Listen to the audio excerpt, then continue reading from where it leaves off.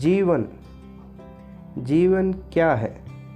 यह प्रश्न प्रत्येक व्यक्ति, प्रत्येक मानव अपने जीवन काल में अवश्य सोचता है।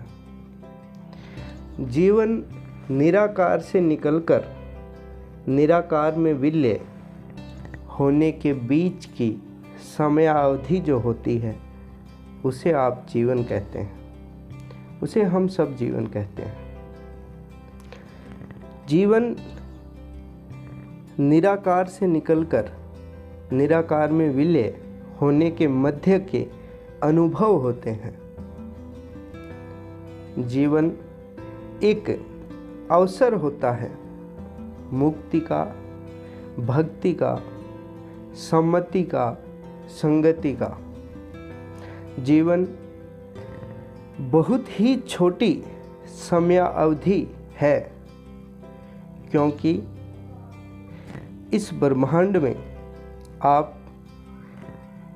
उतने लंबे समय से ही निराकार रूप में उपस्थित थे और रहेंगे जैसे यह ब्रह्मांड आपके अंदर उपस्थित था और रहेगा। आप निराकार थे और आगे इसी प्रकार से निराकार उपस्थित रहेंगे। तो इस कारण जीवन की जो समयावधि है उसे हम छोटा बता रहे हैं, क्योंकि यह आपके शून्य और अनंत होने से और शून्य और अनंत होने के मध्य की समयावधि है। जीवन एक अवसर है प्रेम, प्रीति, दुख, सुख, राग, द्वेष, घृणा, ईर्ष्या, इन सब भावों को अनुभव करने का। जीवन एक अवसर है महान शक्ति पुंज से दूर हटकर उस शक्ति पुंज को देखने का।